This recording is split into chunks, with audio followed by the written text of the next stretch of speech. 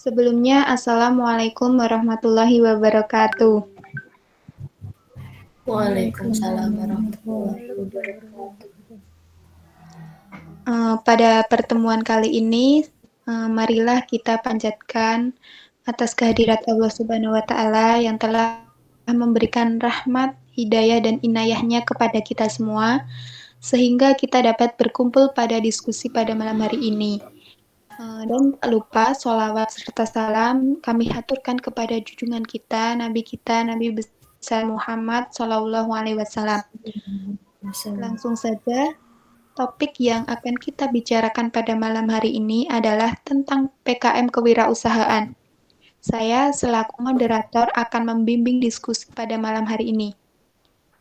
Dan sebelumnya, perkenalkan nama saya Isna Fitriana, kemudian ada rekan saya yang bernama Nuri Ulfatul Mahabah, Masyaroh Nur Azizah, dan Siti Nur Halimah. Memasuki materi yang pertama, akan saya bacakan. Berikut ini merupakan contoh judul PKM kewirausahaan, yaitu beras singkong dengan sayuran kaya akan gizi sebagai alternatif pangan pengganti beras padi. Next.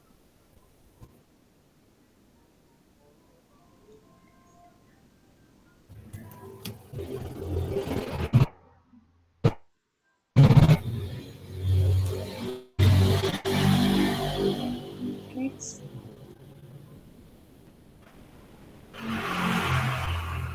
Program Kreativitas Mahasiswa Kewirausahaan atau PKMK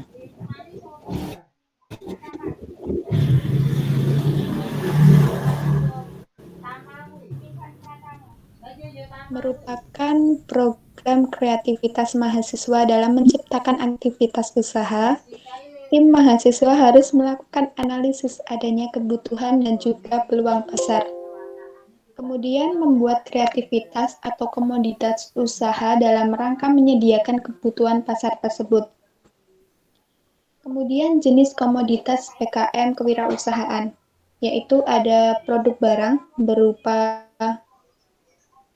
barang baru, modif produk, novel atau komik, dan animasi. Kemudian juga ada produk jasa, ada event organizer, konsultasi, pengolahan data, dan antar barang. Next.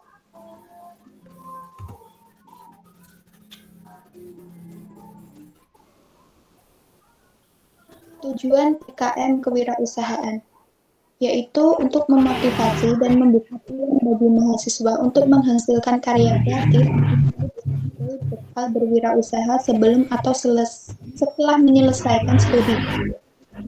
PKMK diharapkan dapat menjadi cikal bakal kemunculan produk usaha baru di Indonesia sebagai karya mandiri bangsa. Kemudian ruang lingkup PKMK, yaitu menciptakan kreativitas usaha yang dijalankan oleh tim mahasiswa dengan kreativitas. Kemudian materi selanjutnya akan dibacakan oleh rekan saya. Silahkan. Selanjutnya, konsep pelaksanaan program PKMK. Di masa pandemi ini, program PKMK dapat dilaksanakan melalui konsep blended, yaitu kombinasi antara 3 unsur penting. Terdiri dari yang pertama, virtual digital. PKMK secara virtual ini berarti komunikasi antar tim ataupun dengan dosen dilakukan dengan menggunakan bantuan perangkat lunak. PKMK berbasis digital ini adalah merupakan upaya menggunakan internet, perangkat seluler, media sosial, dan sebagainya dalam pengosepan dan proses pembuatan produk usaha. Yang kedua, online atau daring.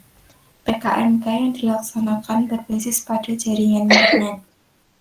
Yang ketiga, offline atau luring. Pelaksanaan PKM yang dilakukan secara langsung, terjadi pertemuan dan juga interaksi secara langsung dalam pengerjaan program PKM. Next. Untuk pelaran kegiatan PKMK, Ini merupakan aktivitas usaha dalam bentuk aktivitas wirausaha yang dijalankan tim mahasiswa. Keluaran lainnya ini berupa laporan kemajuan, laporan akhir, produk wirausaha, dan artikel ilmiah.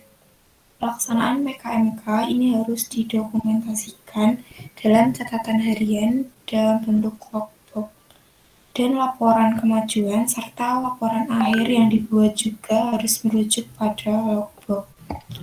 Dalam luaran artikel ilmiah, nama dosen pendamping dapat dituliskan sebagai penulis anggota dan bagi tim mempublikasikan artikelnya, maka tidak diwajibkan menulis artikel ilmiah. Cukup melakukan relayouting artikel dan juga mengirimkan atau mengunggah artikel ilmiah tersebut ke Simbel Mawar. Presentasi selanjutnya akan dilanjutkan oleh rekan saya. Kriteria, persyaratan, dan tata cara pengusulan. Pertama, peserta PKMK adalah kelompok mahasiswa aktif program pendidikan S1 terdaftar di PDDikti. 2. Kelompok pengusul berjumlah 3-5 mahasiswa dan terdiri dari 1 orang atau 2-4 orang anggota.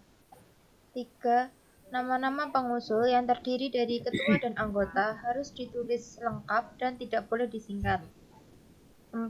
Tidak terikat bidang ilmu, namun bidang kegiatan disarankan sesuai dengan bidang ilmu ketua kelompok atau tim dengan anggota dianjurkan berasal dari lintas bidang. 5. Mahasiswa pengusul dapat berasal dari berbagai program studi yang berbeda atau dari satu program studi yang sama dalam satu perguruan tinggi yang sama. 6. Keanggotaan setiap kelompok disarankan berasal dari minimal 2 angkatan yang berbeda agar terjadi pembinaan dan kesinambungan pengusulan program PKM tahun berikutnya. 7. Besarnya dana kegiatan per judul yaitu 5 juta sampai 10 juta. Next.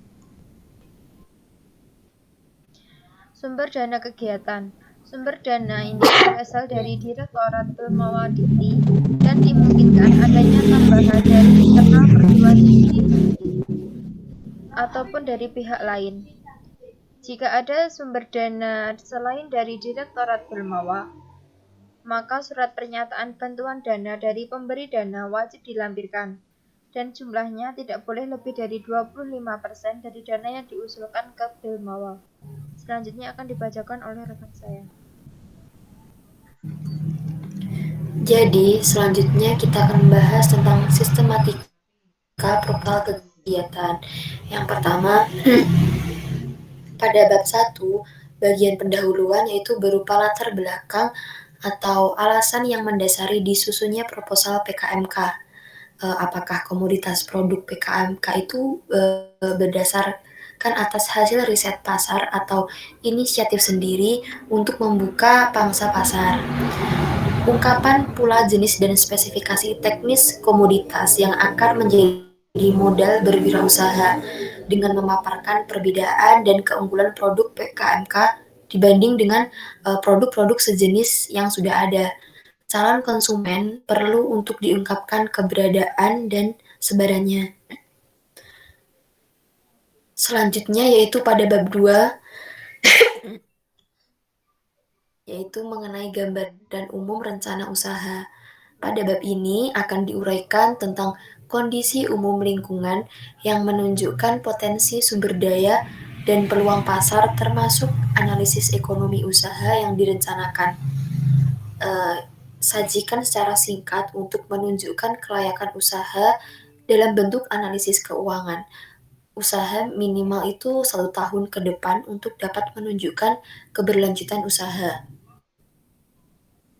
Pada bab 3 yaitu metode pelaksanaan.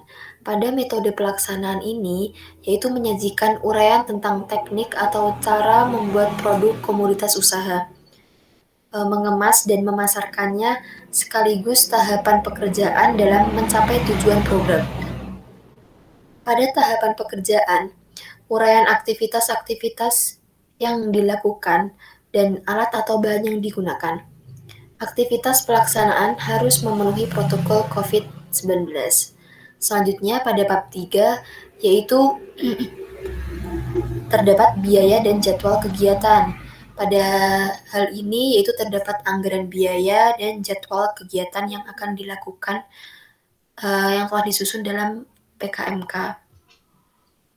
Dan yang terakhir yaitu di daftar pustaka, yaitu disusun berdasarkan sistem nama dan tahun atau Harvard style dengan urutan abjad nama pengarang, tahun, judul tulisan, dan sumber. Daftar pustaka ini ditulis dengan jarak 1 spasi. Hanya pustaka yang dikutip dalam proposal yang dicantumkan dalam daftar pustaka. Demikian presentasi dari kami. Terima kasih. Selanjutnya saya kembalikan pada moderator.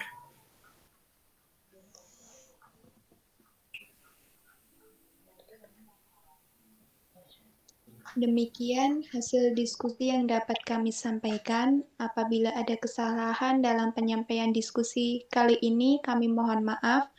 Wabillahi taufiq wal hidayah. Wassalamualaikum warahmatullahi wabarakatuh. Waalaikumsalam warahmatullahi wabarakatuh. Waalaikumsalam warahmatullahi wabarakatuh.